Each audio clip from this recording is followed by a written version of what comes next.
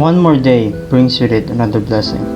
The alarm goes off at 5:30 every morning, and it marks the beginning of our day in most cases. After that, we hop in the shower and stop ourselves with a toasty piece of bread and some steaming coffee. Getting up early to go to the school is often a chore for us, since we are all aware that attending classes at 7 in the morning is a torture for us. Yet, we know that in order to achieve our goals, we need to put forth our best effort and complete our education. Whatever the case may be, we can count on the support of our classmates and other schoolmates during our journey. Ultimately, we intend to complete this school year as one.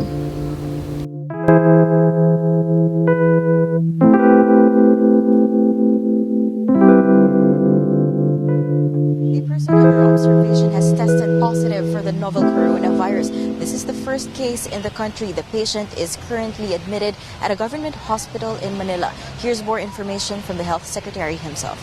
The confirmed case arrived in the Philippines from Wuhan, China, via Hong Kong last January 21, 2020. The patient sought consult and was admitted in one of the country's government hospitals last January 25 after experiencing mild cough. She is currently asymptomatic. But just the same, the patient remains to be isolated and under strict monitoring. With this development, health officials are keen on recommending restrictions on travelers from the entire Hubei province in China. I believe that will still change. It could expand the number or increase the number of places depending on the assessment that is going to be done by the WHO. After that, we begin our commute to school. After hearing the news while we were eating, some of us decided to take safety precautions by wearing a surgical mask due to the worry that this virus brings. But other people are not concerned about the virus because it appears to be relatively typical.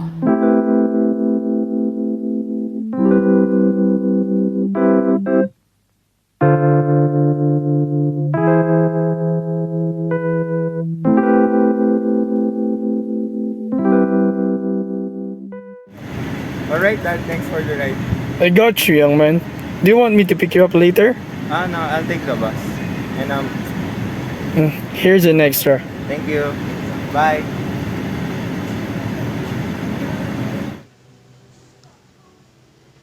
As we get in school, there becomes so much room for things other than just conditioning ourselves for daily learning. There is fun, especially together with our classmates who share the same quirky tendencies with us. With all the goofing around, jokes shared in class, and spontaneous moments that either turn into laugh gags or unforgettable memories, being in school means getting quite an amount of fun on a daily basis. Furthermore, the fun doesn't end within the four corners of the classroom, nor within the campus. Our relationship with our classmates exceeds those boundaries, and so after the hours of school, they became our friends.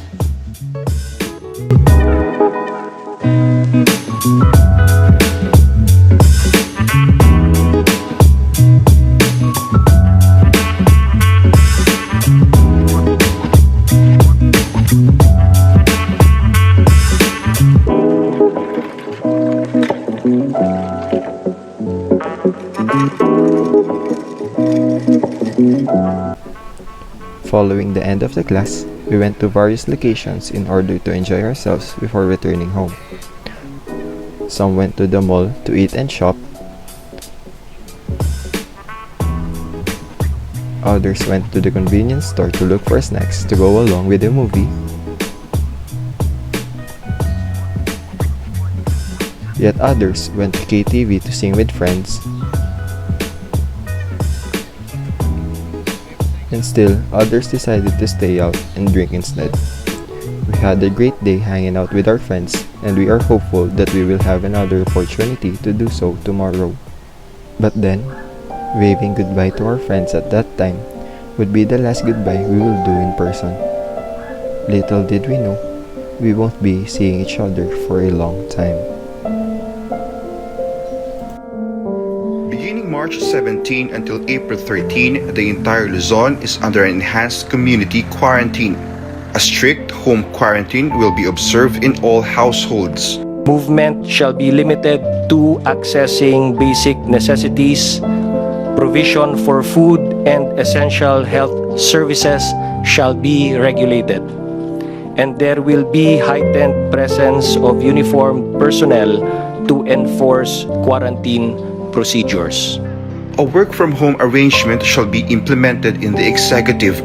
Except the PNP, AFP, PCG, and Health and Emergency Frontline Services, Border Control, and other critical services which shall ensure a skeletal workforce. Only private establishments providing basic necessities and activities related to food and medicine production shall be open. Public markets, supermarkets, groceries, convenience stores, hospitals, medical clinics, pharmacies, and drug stores, food preparation and delivery services, water refilling stations, manufacturing and processing plants of basic food products and medicines, banks, money transfer services, power, energy, water, and telecommunications supplies. What's up, guys? I think we cannot continue our plans for tomorrow. Because the enhanced community quarantine will start tomorrow. Let's just wait for further announcement and let's see each other soon, okay? Okay. See you soon, guys. Bye. We took our time outside with friends. We thought everything was normal and that everything would stay that way. The truth is, we all failed to perceive the threat. And as the lockdown started, we thought that it would only be a short phase in our lives. We looked for ways to ease our boredom. We discovered many things that we could actually The benefit research from. group echoing calls to extend the enhanced community quarantine in Metro Manila and nearby provinces to prevent a collapse in the country's healthcare system. The Philippines is currently grappling with over 124,000 active coronavirus cases, the highest in Southeast Asia. Father Nicanor Austriaco even advises the government to place the so-called NCR Plus bubble under a modified ECQ first, before downgrading the quarantine classification further.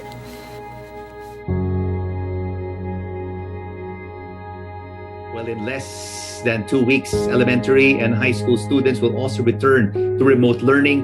The Education Department said last month that face-to-face classes are still not allowed unless permitted by the President.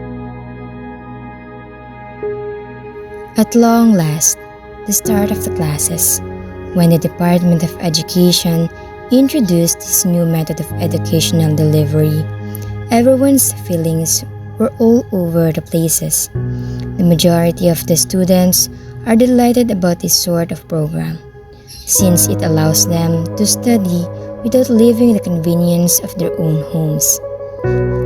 Like newly lit candles, all felt worry-free and excited at first, because we could finally connect with our other students while working on our academics. But our joy didn't last for very long. After many weeks and months, schoolworks piled up due to the lack of motivation that we get. Some are still self-studying because some teachers are not even attending classes, leaving the students up on their own.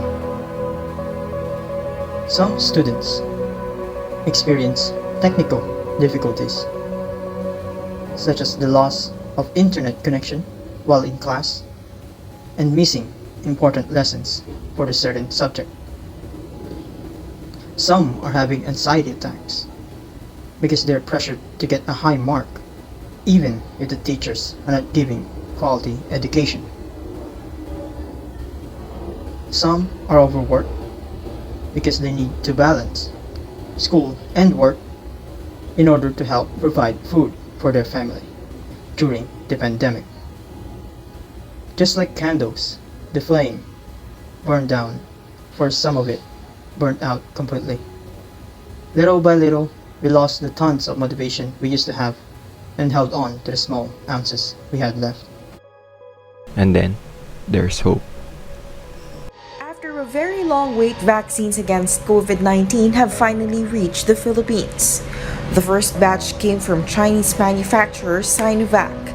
These are 600,000 doses donated by China to the Philippines, but 100,000 of which are specifically intended for Filipino soldiers. President Rodrigo Duterte welcomed the arrival of Sinovac vaccines to express his deepest appreciation or utang na loob.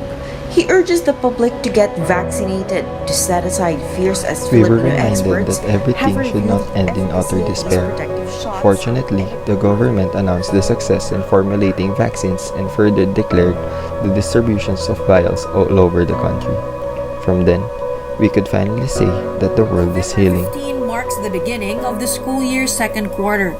The Education Department has decided it will also be the first day of the planned pilot run for in-person classes. In a Senate Basic Education panel hearing, the DepEd said the pilot will run until end of January next year. The agency targets to reopen more schools by March.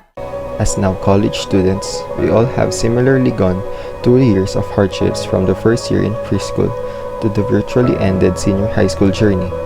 By embracing the new normal and believing in our individual capabilities, we will be able to revitalize our collective optimism that the world will heal, and we, students, will have the courage to continue in pursuing our dreams despite the circumstances. For as long as there's hope, there will always be a good future.